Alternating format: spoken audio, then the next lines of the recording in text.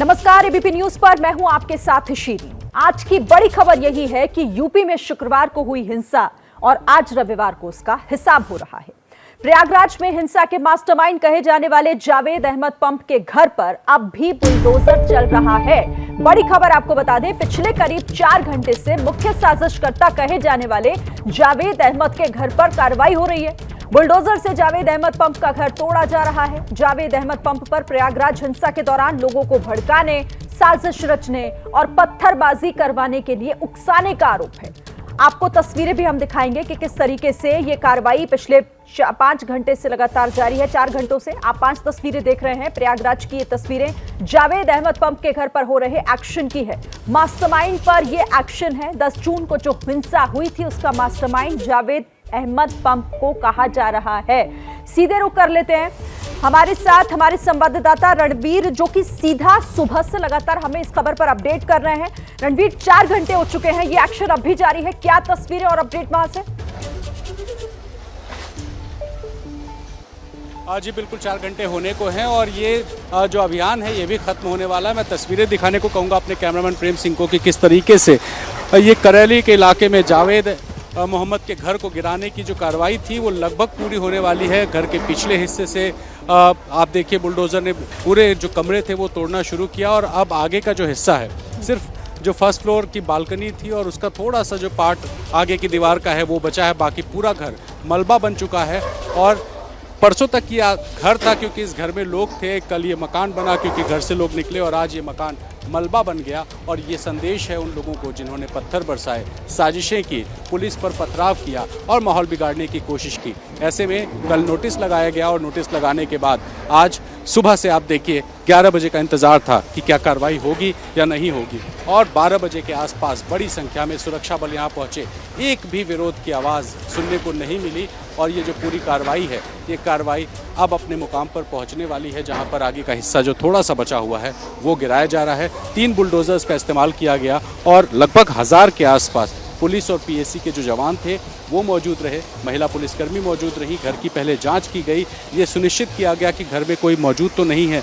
जब ये तय हो गया कि घर में कोई नहीं है तो घर में जो सामान ऐसे थे, बेड, टेबल, किताबें वगैरह, उनको निकाला गया नगर निगम के लेबरों को बुला करके और उसके बाद दीवार गिराने का काम हुआ। सबसे पहले बाउंड्री गिराई गई और बाउंड्री के बाद मकान के पिछले हिस्से को देखा गया। ये काम चुनौतीपूर्ण था क्योंकि बगल में आप देखिए कि कई मकान हैं और बड़े बड़े मकान हैं, 3 से 4 तल्ले के मकान हैं, तो किसी और मकान पे कोई नुकसान ना हो ये सुनिश्चित करते हुए ये जो बुलडोज़र है ये एक एक दीवार को गिरा रही है। और ये जो तस्वीरें हैं, ये तस्वीरें उन्हीं लोगों को दिखाने के लिए हैं जिन्होंने दंगा किया था। प्रयागराज में 91 गिरफ्तारियां हो चुकी हैं, लगातार पहचान की जा रही है, गिराई जा रही है और इस वक्त तस्वीरें ज़रा दिखाना ज़्यादा ज़रूरी है कि देखिए किस तरीके से ये जो मकान है काफ़ी मजबूत बना हुआ था और मोहल्ले वाले बता रहे हैं लगभग 16-17 साल पहले इस मकान का निर्माण हुआ था। तो ये बहुत मजबूत मकान था और इस मकान को ज़मींदोज़ करके मलबा बना दिया। और उसके बाद आप देखिए जो नोटिस था, कल के नोटिस पर ठीक 11 बजे करेली थाने जब हम पहुँचे तो बुलडोज़र और पीएसी की गाड़ियां खड़ी थी, जवानों की संख्या थी और उसको देखकर ही समझ में आ गया था कि आज कार्रवाई होगी, मकान गिरेगा। और उसके बाद पहले 1, फिर 2, फिर 3 बुलडोज़र्स बुलाए गए और ये कैटरपिलर जिसको कहते हैं नगर निगम की गाड़ी है, आखिर में ये आई और इसने जो अपने लिए पहले रास्ता बनाया। आप देखिए कितनी ऊंचाई पर है, जो मलबा है मलबे के ढेर पर ये गाड़ी खड़ी है और जो ऊपर का हिस्सा है उसको गिराया जा रहा है। यानी कि प्रशासन मकान का एक भी हिस्सा ऐसा नहीं है जिसको साबुत छोड़ना चाहता हो। आगे क्या जो हिस्सा किसी काम का नहीं है, सिर्फ दीवारें हैं, लेकिन आप देखिए कि कार्रवाई रोकी नहीं गई। उन दीवारों को भी गिराया जाएगा ताकि घर पूरी तरीके से ज़मींदोज़ हो सके और इसको फिर बनाने में एक बार फिर से पूरी ज़िंदगी की कमाई लग जाए। क्योंकि आप देखिए कि ये जो हिंसा है, इस हिंसा को सरकार ने गंभीरता से लिया और मकान, कोई भी इंसान मकान बनाता है तो अपनी ज़िंदगी भर की कमाई लगा देता है और उसके बाद एक दिन में ये मकान मलबा बन चुका है। और ये इसी वजह से है क्योंकि साजिश रची गई, प्रयागराज का माहौल ख़राब करने की कोशिश की गई, पथराव किया गया, पुलिस पर उनको चोटिल करने की कोशिश की गई, चोट पहुंचाने की कोशिश हुई, लोगों को उकसाया गया, भड़काया गया और ये कहा गया कि निकलो और नुपुर शर्मा का विरोध करो। नुपुर शर्मा ने एक डिबेट में छोटा सा बयान क्या दिया, इतना बड़ा माहौल ख़राब करने का काम कि पूरा इलाका, दुकानें बंद है, लोग घरों में हैं, कर्फ्यू जैसा माहौल है। कर्फ्यू नहीं है लेकिन कर्फ्यू जैसा माहौल इसलिए है कि दुकानें बंद है, हर कोई घरों में। सही कह रहे हैं आप। देखिए किस तरीके से जो देश को नुकसान पहुंचाएगा, जो सार्वजनिक संपत्ति को नुकसान पहुंचाएगा, उसके खिलाफ कैसे सख्त से सख्त कार्रवाई उत्तर प्रदेश में हो रही है, उससे जुड़ी हुई ये तस्वीरें हैं दो। क्योंकि 4 घंटे पहले की आप तस्वीरें देखिए, ये घर था, ये आलीशान जो घर आप देख रहे हैं, ये घर था जावेद अहमद पंप का। लेकिन 4 घंटे बाद, और अभी मौजूदा तस्वीर आप देखिए, जो इस वक्त पूरी तरीके से इसे जमींदोज कर दिया गया है। एक छोटा सा हिस्सा इस मकान का बचा है, वो भी गिराया जा रहा है। तो ये कार्रवाई है उन लोगों के खिलाफ, उन दगाइयों के खिलाफ जिन्होंने समाज को तोड़ने की कोशिश की। 4 घंटे पहले जो घर पूरी तरीके से अपने अस्तित्व में था, वो कैसे जमींदोज हो चुका है। दूसरी तस्वीर उस एक्शन की जिस पर बुलडोजर चलाकर यह कार्रवाई की गई है। तो ये तस्वीरें बताती हैं कि कैसे अब हिंसा का तुरंत इंसाफ उत्तर प्रदेश में होता है। जिन लोगों ने दंगा भड़काने की कोशिश की वो बख्शे नहीं जाएंगे, और यही नजीर कहीं ना कहीं सामने रखने की कोशिश होगी। रणवीर, एक बार फिर से रणवीर के पास लिए चलते हैं। देखिए, निश्चित तौर पे ये नज़ीर ही है उन लोगों के लिए जो भविष्य में ऐसा कुछ कर सकते हैं। प्रेम सिंह जी, जब तस्वीरें दिखाते रहिए, क्योंकि तस्वीरें ज़्यादा ज़रूरी हैं उन लोगों को दिखाने के लिए जो टीवी देख रहे हैं। इसमें अगर कोई ऐसा सोच रहा है कि भविष्य में वो हिंसा करे, दंगा करे, विरोध करे, पुलिस पर पथराव करे, तो वो थोड़ा सचेत हो जाए, क्योंकि ये उत्तर प्रदेश है और ये गलती इन्होंने पहले भी की थी। देखिए, एक चीज़ क्लियर कर दें कि मकान गिराया जा रहा है, वजह क्या है कि इन्होंने जो मकान बनाया उस मकान का नक्शा नहीं पास कराया था। विकास प्राधिकरण के क्षेत्र में ये मकान आता है और यहाँ बिना नक्शा पास कराए मकान बन गया।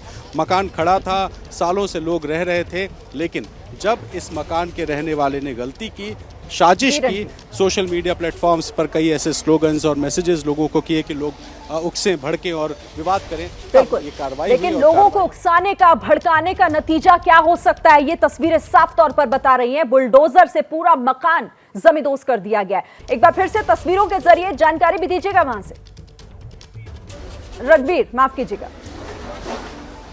देखिए, प्रयागराज का करेली इलाका है और करेली इलाके में जावेद मोहम्मद के घर पर कार्रवाई चल रही है। और ये तस्वीर में एक बार फिर से उस बात को रिपीट करूंगा कि ये मकान ज़मींदोज हो चुका है। इसमें कुछ भी ऐसा नहीं बचा है कि इसको फिर से इस्तेमाल किया जाए।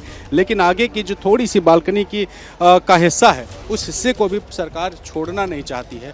ये संदेश देने की कोशिश है कि हम कुछ भी नहीं छोड़ेंगे। अगर तुमने हिंसा की है, अगर तुमने दंगा किया है, अगर तुमने साजिश की है, तो हम सज़ा देंगे, मुकम्मल सज़ा देंगे और हर चीज़ गिराएंगे, क्योंकि तुमने मकान बिना नक्शा पास कराए बनाया था। कल नोटिस लगाई गई, नोटिस में तारीख मई की थी और ये बताया गया कि मई में एक नोटिस पहले भी इशू थी और उस नोटिस के बिहाफ पर कल की एक नई नोटिस चिपकाई गई और घर वालों को कहा गया कि 11 बजे तक मकान छोड़ दो। 11 बजे के बाद ये मकान सरकार के कब्जे में होगा और सरकार उसके साथ वही करेगी जो होना चाहिए था। और उसके बाद 11 बजे तक इस घर में रहने वाले लोग बाहर निकल गए, ज़रूरी सामान लेकर के निकल गए। कुछ सामान घर में छूटा था जो नहीं निकाल सकते थे, उसको नगर निगम के लोगों ने निकलवाया और उसके बाद बुलडोज़र ने वो किया जो उत्तर प्रदेश में 5 सालों से लगातार करती आ रही है। चाहे वो मुख्तार अंसारी हो, चाहे वो विकास दुबे हो, चाहे अतीक अहमद हो, या कोई भी ऐसे अपराधी हो, हिंसा करने वाले लोग हों, उन पर कार्रवाई करने का काम बुलडोज़र कर रही है। और इसी कड़ी में एक और घर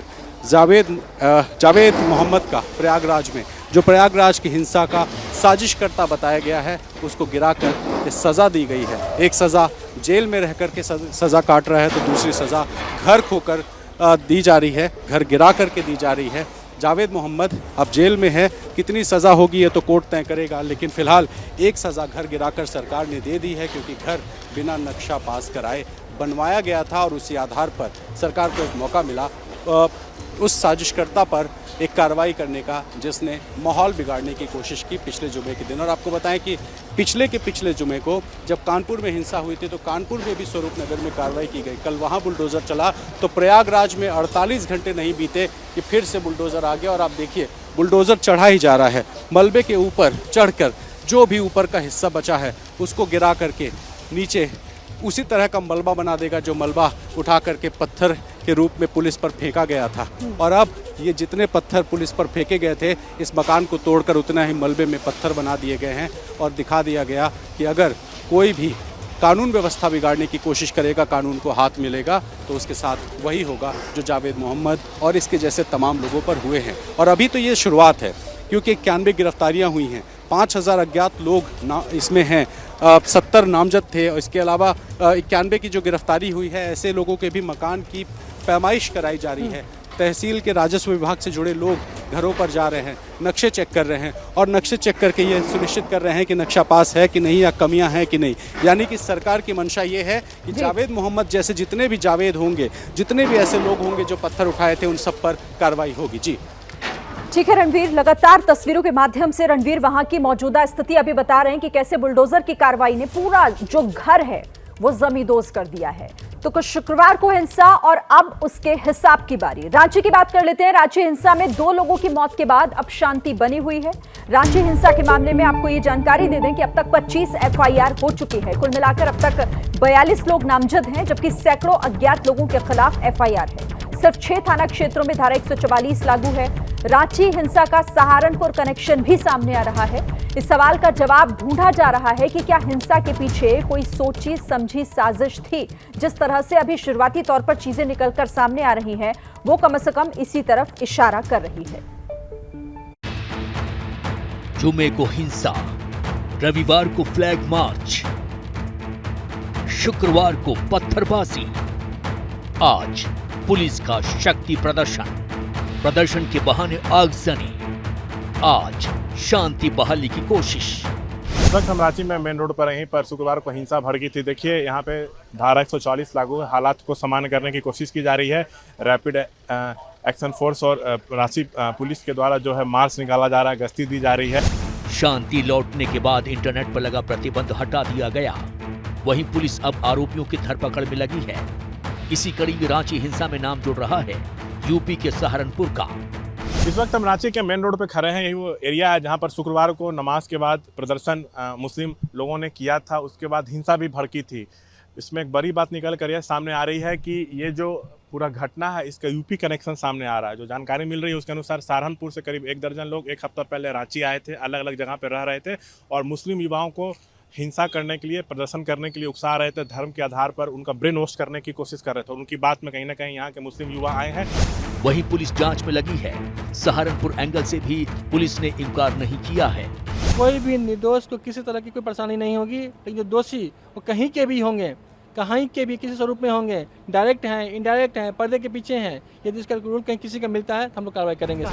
वहीं हिंसा के बाद गिरफ्तारी के मसले पर राजनीति भी तेज है। मोबाइल में देखा तो देखकर कैसा लग रहा था कि गुंडा और लपटंगों के हाथ में पूरा रांची शहर और घंटों लोग उस बात करते रहे। तो अभी 24 घंटा से भी अधिक हो गया, तब भी किसी की गिरफ्तारी नहीं। शासन की ओर से काम किया जा रहा है, जो दोषी होगा निश्चित रूप उस पर कार्रवाई। रांची हिंसा में साफ नजर आया था कि पुलिस ने नुपुर शर्मा के खिलाफ सड़कों पर उतरे प्रदर्शनकारियों को रोकने की कोशिश की थी, लेकिन वो माने नहीं। इसके बाद शहर भर में हिंसा का तांडव हुआ था। गाड़ियां तोड़ी गईं, रेहड़ियों में आग लगा दी गई, पुलिस पर भी पत्थरबाजी हुई थी। मजबूरी में पुलिस को फायरिंग करनी पड़ी थी, जिसमें 2 लोगों की मौत हो गई थी। और सीधे अब आपको लिए चलते हैं ग्राउंड जीरो रांची, जहां से हमारे संवाददाता शशांक हमारे साथ जुड़ रहे हैं। शशांक, सबसे पहले तो अपडेट दे दीजिए, इस मामले में अभी तक क्या कुछ हुआ है? देखिए, एक तरफ यूपी में जिन लोगों ने हिंसा भड़काया उनके घर पे बुलडोजर चल रहा है, गिरफ्तारियां हो रही है, लेकिन झारखंड में अभी ऐसा कुछ नहीं हो रहा है। झारखंड पुलिस किसी एक को भी अब तक गिरफ्तार नहीं कर पाई है। जहां तक अपडेट की बात है तो टोटल 25 प्राथमिकी अब तक दर्ज हो गए हैं, 26 नामजद और 10,000 अज्ञात को आरोपित बनाया गया है। कल पुलिस ने करीब 1 दर्जन लोगों से पूछताछ की थी, लेकिन बाद में उसको छोड़ दिया गया था। आज करीब आधा दर्जन लोगों को पुलिस ने बुलाया है और पूछताछ किया है। वैसे कोई गिरफ्तारी आज भी नहीं हुई है। जिन लोगों को आज बुलाया गया था उनको भी छोड़ दिया गया है। दूसरा, सीसीटीवी फुटेज, स्टील फोटोज के आधार पे जो उपद्रवी हैं उनकी पहचान की जा रही है। ऐसा पुलिस की तरफ से दावा किया जा रहा है कि जल्द उनको सफलता मिलेगी, लेकिन अब तक गिरफ्तारी एक भी नहीं हुई है। एसपी के नेतृत्व में एसआईटी बनी है, वो जांच कर रही है, लेकिन अब तक कोई बड़ी सफलता हाथ नहीं लगी। लेकिन आज एक चौंकाने वाला मामला सामने आया है। जो शुक्रवार को यहाँ हिंसा भड़की थी उसमें ये सामने आया है कि 4 जून को करीब 1 दर्जन लोग सहारनपुर से यहाँ आए थे और जो युवा मुस्लिम हैं उनको हिंसा के लिए भड़का रहे थे और उनको उनके दिमाग में गलत आइडियाज़ दे रहे थे। उनके बाद में यहाँ के लोकल मुस्लिम्स आए भी हैं और प्रदर्शन भी किया। उसका उदाहरण है शुक्रवार को जब जमकर यहाँ पे तोड़फोड़ हुई और फायरिंग हुई थी, उसमें ज़्यादातर युवा थे। वहीं आज यहाँ पे फ्लैग मार्च भी निकाला गया है। पुलिस जो है पूरी सख्ती दिखा रही है कि हालात सामान्य हो 3500 से ज़्यादा फोर्स तैनात हैं, जिसमें ATS, STF, IRB और भी अन्य फोर्स यहाँ पे तैनात हैं। 12 थाना क्षेत्रों में ये धारा 144 है, लेकिन 6 ऐसे थाना है जहाँ पे थोड़ा ढील दिया गया है। 1 से 4 बजे तक लोग जरूरी खरीदारी कर सकते हैं, लेकिन बाकी अन्य समय में वहाँ पे धारा 144 लगेगा। लेकिन विपक्ष जो है यहाँ पर बीजेपी लगातार आरोप लगा रही है कि सरकार की फेल्योर है, क्योंकि कोई गिरफ्तारियां अब तक इस मामले में नहीं हुई है। जी बिल्कुल, और सवाल यही है कि मामला तो दर्ज हो चुका है, लेकिन अब तक कोई गिरफ्तारी आखिर क्यों नहीं हुई है हिंसा के बाद। शुक्रिया फिलहाल शशांक आपका हमारे साथ जुड़ने के लिए और इस बातचीत के लिए। अब चलिए बात कर लेते हैं पश्चिम बंगाल की, क्योंकि पश्चिम बंगाल के हावड़ा में पिछले 2 दिन से हो रही हिंसा के बाद अब वहां पर सन्नाटा पसरा हुआ है। पुलिस लगातार पेट्रोलिंग कर रही है। अब तक 100 लोगों को गिरफ्तार भी किया गया है। शांति होने के बाद नजर आ रहे हैं बवाल से हुई तबाही के निशान। हावड़ा से हमारी संवाददाता मनोज्ञा लोईवाल की एक रिपोर्ट आपको दिखाते हैं।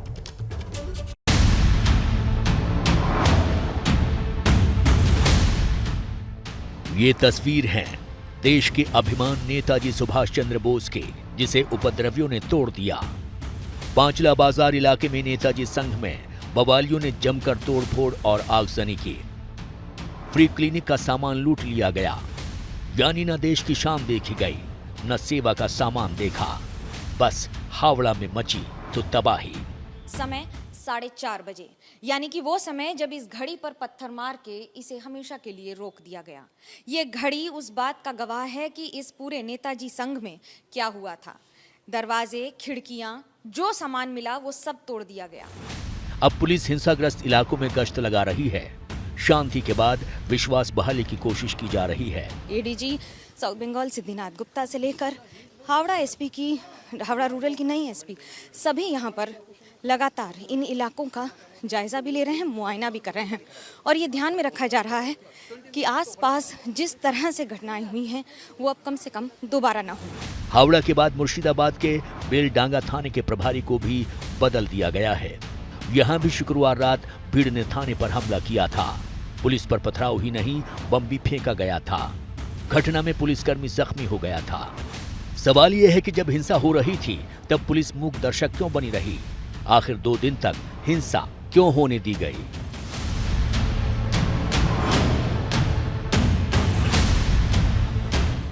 तो एक बयान के बाद देश के कई हिस्सों में जो हिंसा शुरू हुई, उस हिंसा पर अब एक्शन भी हो रहा है। आपको दिखाते हैं कि इस पूरे मामले में कार्रवाई अब तक कहां हुई है, यानी कि हिंसा के बाद एक्शन किस तरह से हो रहा है। सबसे पहले आपको दिखाते हैं कि कैसे प्रयागराज में क्या एक्शन हुआ है। प्रयागराज में अब तक 3 FIR दर्ज की जा चुकी हैं और लगातार यहां पर गिरफ्तारियां भी हो रही हैं। 5250 लोगों पर केस दर्ज हो चुका है, क्योंकि प्रयागराज में हिंसा काफी भड़की थी। 91 लोगों को गिरफ्तार किया जा चुका है और अभी भी यह सिलसिला थम नहीं रहा है। इसके बाद बात कर लेते हैं सहारनपुर में, दूसरा शहर सहारनपुर उत्तर प्रदेश का, जहां हिंसा भड़की। 71 लोगों की गिरफ्तारी अब तक सहारनपुर में हो चुकी है। 71 लोगों को गिरफ्तार किया है। पश्चिम बंगाल हावड़ा में हिंसा हुई, वहां पर इंटरनेट एहतियातन बंद कर दिया गया है। यह फैसला प्रशासन ने लिया। धारा 144 लागू कर दी गई है इलाके में एहतियातन, और 60 लोगों को अब तक गिरफ्तार किया जा चुका है। पश्चिम बंगाल का हावड़ा। और उसके बाद अब मुर्शिदाबाद की बात मैं करूं तो 5 लोग अभी तक यहां पर हिरासत में लिए गए हैं। मुर्शिदाबाद में भी हिंसा काफी भड़की थी। झारखंड का रांची, 9 FIR अब तक दर्ज हो चुकी हैं रांची में। 10,000 पर केस दर्ज हो चुका है, लेकिन अभी तक कोई गिरफ्तारी रांची में नहीं हुई है। तो ये अब तक का एक्शन, जो जहां जहां हिंसा भड़की, हिंसा फैलाई गई, लोगों को भड़काया गया, वहां पर एक्शन मोड में नजर आ रहा है प्रशासन। कल राहुल गांधी को नेशनल हेराल्ड केस में ED दफ्तर में पेश होना है, लेकिन उससे पहले सियासत काफी गर्मा गई है। बीजेपी और कांग्रेस में वार पलटवार शुरू हो गया है। आप सोचिए, 5 लाख रुपए खर्च करके सोनिया जी और राहुल जी ने 5000 करोड़ रुपए गबन किया है।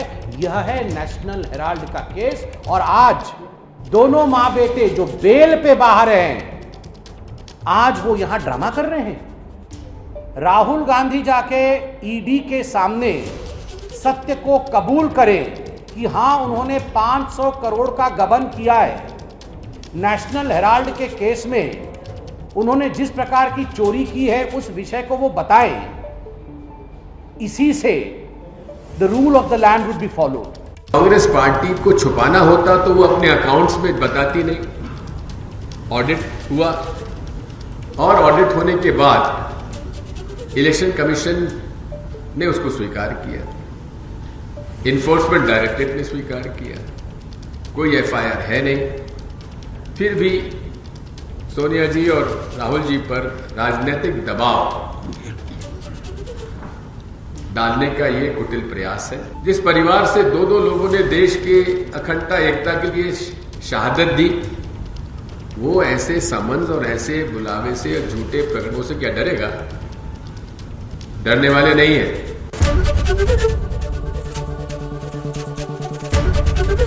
एबीपी न्यूज आपको रखे आगे।